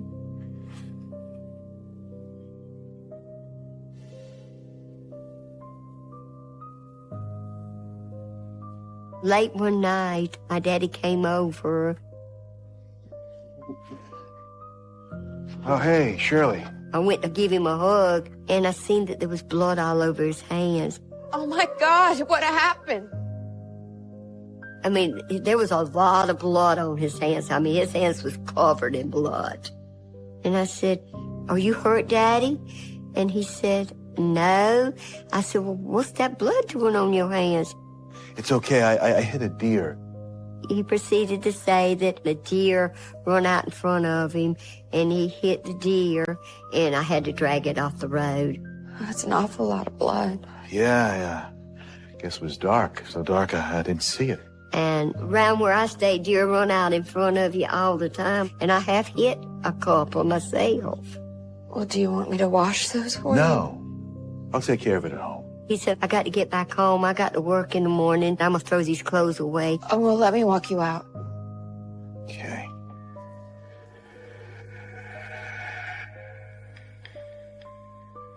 But I walked him out to the car, and I looked at the car, and there was not a scratch on the car. It's kind of hard to believe that you hit a big deer, that it's not going to mess up your vehicle. But, I never questioned Daddy. I just figured, that's what he said, so I guess that's what happened.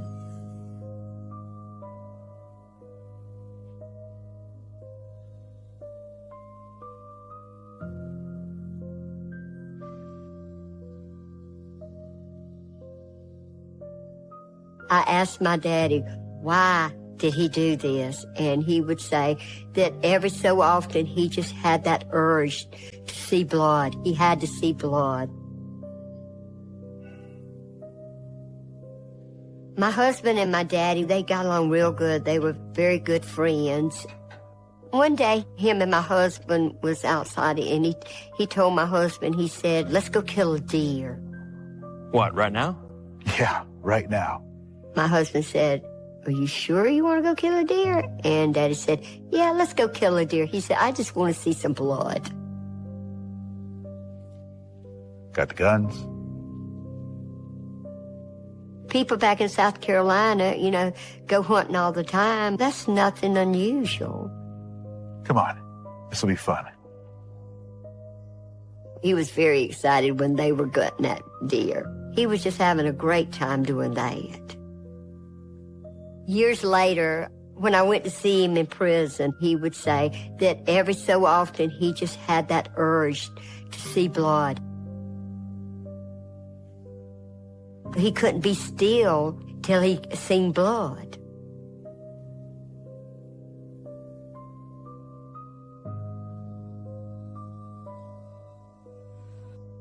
Walter Neely was my daddy's best friend. And Walter used to come down to my house with my daddy a lot. Well, it was one night, Daddy and Walter came up, and these two boys came up with them. Johnny Knight and Dennis Bellamy, they were half-brothers. I'd never seen them before. I didn't know at the time, but he had a theft ring going on. They would steal the cars and bring them to my house and hide them. I came out and I started talking to Daddy. How's it going? It's going fine. And Daddy said that he was just buying cars to fix them up, to sell them, to make extra money. You boys ready to wrap it up? It was getting dark. And Daddy said, well, we got to go somewhere. We've got some things we got to do. And they left.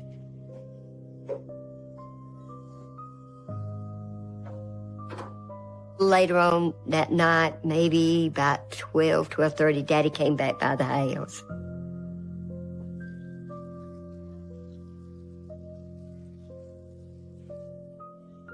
Hey, Daddy, what are you doing here? Hey, honey, I didn't mean to wake you. I said, well, where's the boys? He said, they've already gone back. They drove one of the cars back to Charleston. I remember seeing blood on his hands. And I asked him, I said, Daddy, what'd you do? What happened? Are you hurt? No, I hit another deer. He said, you know how plentiful deers are. He said, another one run out in front of me. I didn't mean to wake you up. Look. He said, I got to go. He was in a big hurry. He was rushing. He didn't want to take time to talk to me that night. You go back to sleep, all right? He just left. I'll see you next weekend. Okay. Good night, Daddy.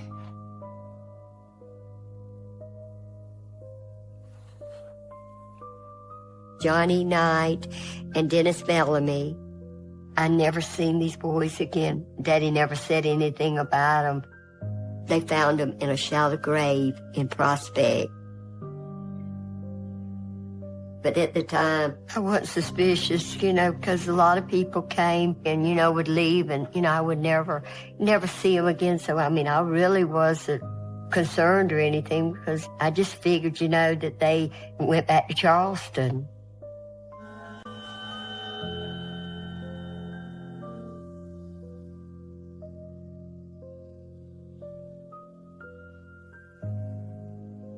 One day, my daddy asked me to go into the trailer to clean it.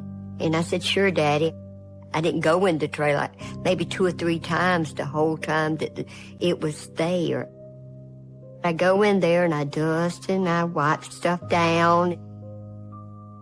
I opened the closet to put something in the closet, and that's when I found the shoes. And it was a great big old pair of brown and white Oxford shoes. It kind of puzzled me because my daddy had a very tiny foot like I do. I said, I know they can't be Daddy's. Daddy's foot's not that big. I knew they were not my dad's shoes. Later that night, I asked him about the shoes. Daddy, I found these in your closet. I said, Daddy, whose shoes are those? They're not yours, are they? Nope, they're not. I was getting suspicious. Something was not right. Well, where'd they come from? And he told me that somebody gave him those shoes and they were too big. He was going to give them away. Just confusing someone would give him a pair of shoes 4 sizes too big for him. What's wrong? It's just something's been bothering me lately. I really started thinking, it's not normal for people just to disappear off the face of the earth and never be heard from again. Don't you find it strange how many people have been going missing around here? Missing? What do you mean missing? I said, what is happening? I said, people are disappearing and, I never see them again. And he just said, they just don't want to come back around here anymore. They were friends or they moved out of state. People move on.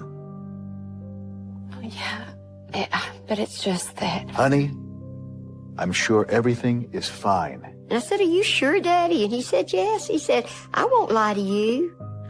Ain't nothing going on. Let me have these. I'll take care of it. My daddy had a very quick mind. He had an answer for everything you ever asked him, and he never thought anything about it.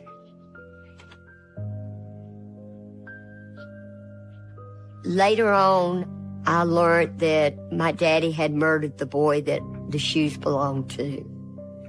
They were Dennis Bellamy's shoes.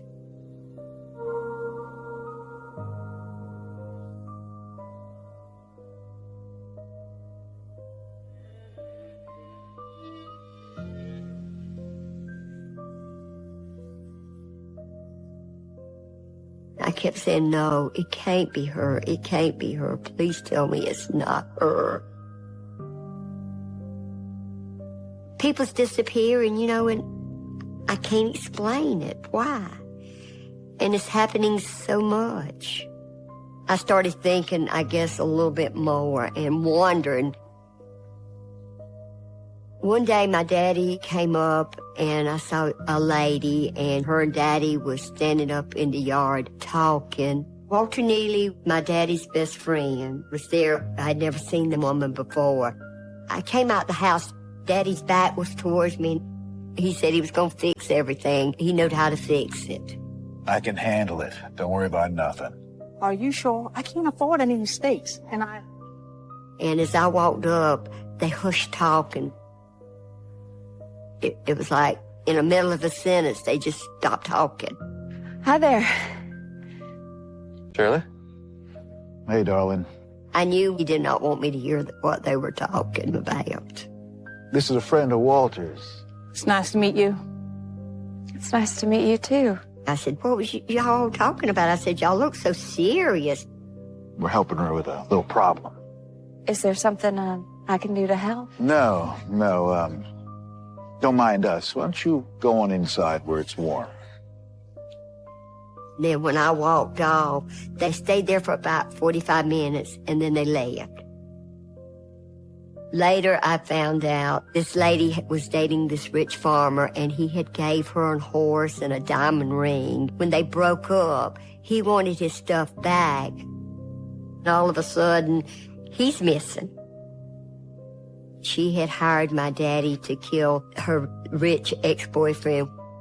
My daddy buried him in a shallow grave right behind my house.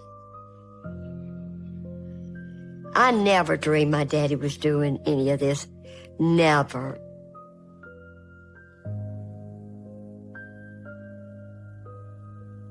Kim Gellican was a little 13-year-old girl that,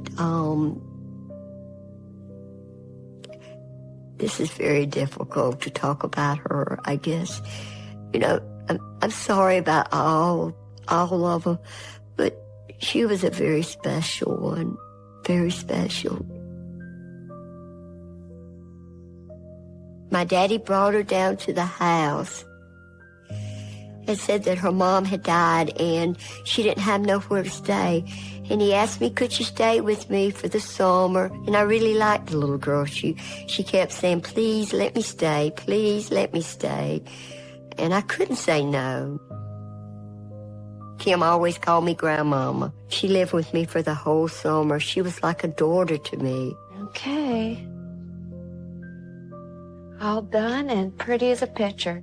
But one day, I started washing dishes, and Kim said, well, Grandma, I'm going next door to get me something to eat. My mother-in-law lived right there across the yard, so she walked out the door.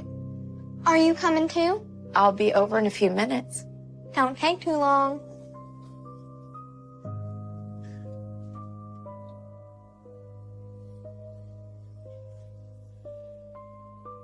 About 15 minutes, walked over to my mother-in-law's and I asked her, I said, where's Kim? Have you seen Kim? What do you mean? Well, she said she was coming over here for dinner. She said, Kim's not here.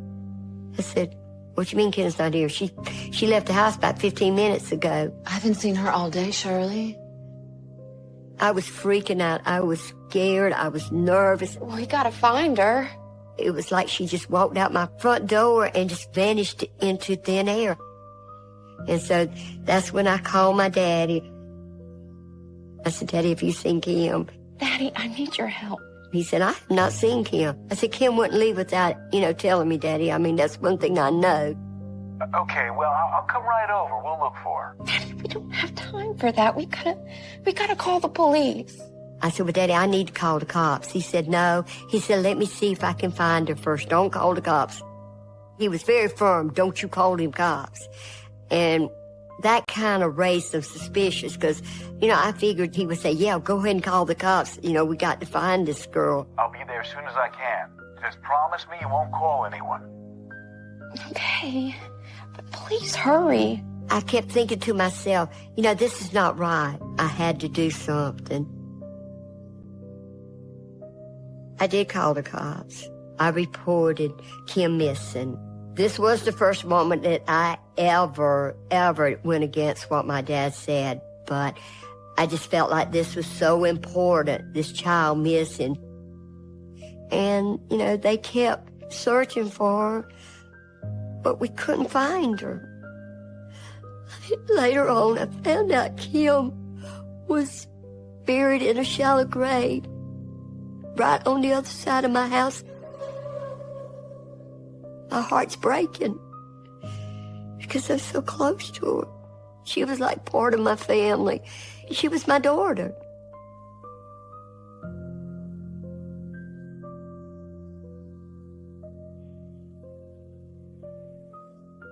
A couple of days later, we were all in the backyard, stacking our wood for the winter, and we heard a bunch of car doors slam. As I turned the corner, my yard was full of law enforcement. I mean, they were everywhere. What's going on over here? They said, we have a warrant here to search the house for Donald Pee Wee Gaskins. He said, have you seen your daddy? And I said, no, sir, I've not seen my daddy. I don't understand. Why would you need to search the property? They said that they suspected him in some murder cases. My heart dropped to my foot. Little things that I did not pay any attention to, it started adding up. The blood on his hand, the people disappearing. It was an awful feeling. I'm going to need to ask you a few questions. Sir. They went into Daddy's trailer and they found a pair of brown and white shoes. I remember hearing one of the officers say, these are one of the boys' shoes. Law enforcement asked me, do you know where your dad is right now? And I said, no, sir. They said, if your daddy comes back, he said, you're to call the Williamsburg Sheriff's Department immediately. Yes, sir. My daddy was up in the top of the tree during the whole time they was searching everything, watching them. And after all of them left, he came down. And he said, they're just trying to frame me. He said, don't believe what they're saying. Shirley, I didn't do nothing wrong. Well, then why are the police out there? And he said, I don't want to get into it with you right now. I just got to go. I won't see you for a long, long time. And he left. I don't have time to talk about it, but just tell the kids I love them. I knew my daddy was running away. I knew he was trying to escape.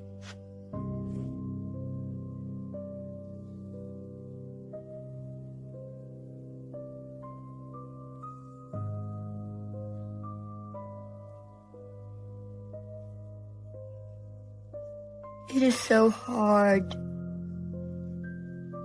to know that my daddy murdered all these people. It was November the 20th. I'll never forget that day. It was a couple of weeks after he left my house that night, the last time I seen him. Good evening, ma'am. And there was two officers standing at the door.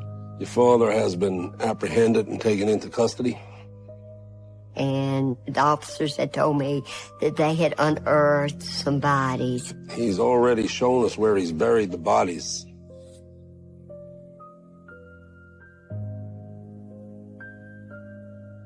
I was done. I couldn't think straight. I was crying. I was beginning to realize that this was for real. I remember just starting to cry. It was the hardest thing in my life, I think, to really, accept the fact that my daddy was killing these people.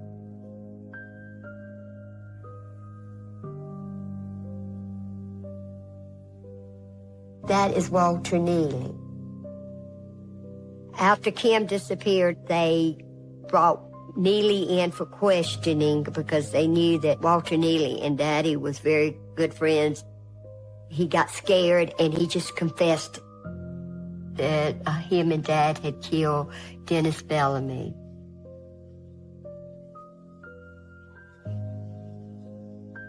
They arrested my daddy trying to flee out of Sumter in a taxi cab. That's my daddy right there. He's pointing to a graveside, and this is where they're digging it up.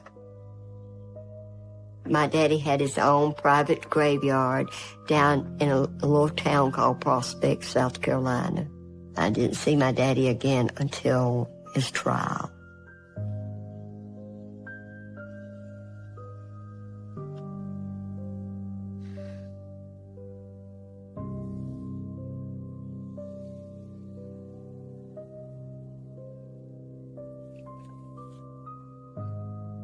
This picture is where they were taking my daddy into the courthouse to be tried.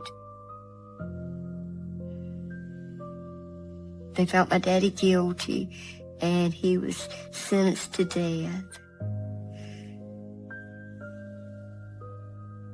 I just started crying. And I couldn't stop crying.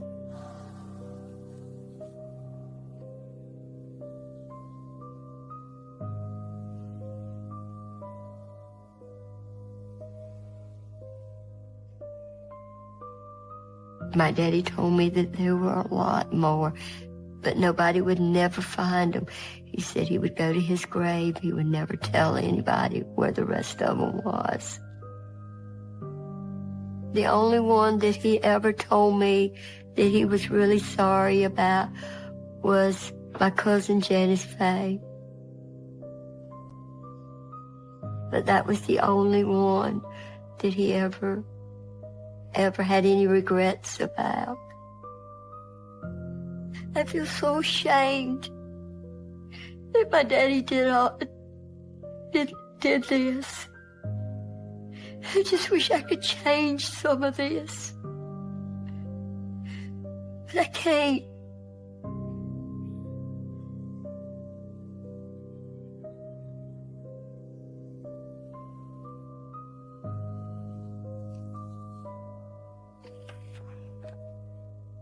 The last day that I got to see Daddy on death row, I told him I loved him very much and I would always love him. And he said, "How can you forgive me?" I said, "Daddy," I said, "I forgive you for everything you've done." I said, "You're my daddy and you are so special to me.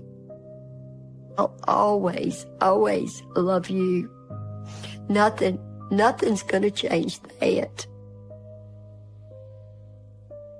And then he said, "I love you with all my heart." And that's the last words my daddy ever said to me.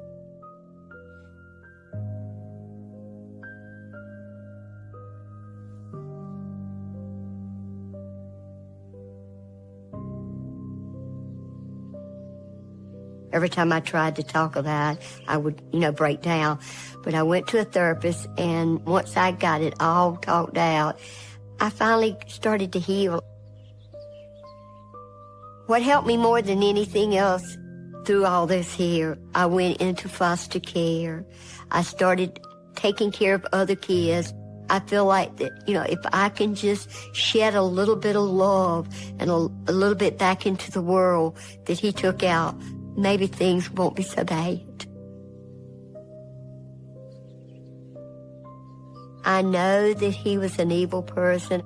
Anybody that can do what he did was evil. But you can't just turn love off and on like a spigot. you love somebody, you love them. And nothing will ever change there. I do love my daddy, and I'll love him for the rest of my life.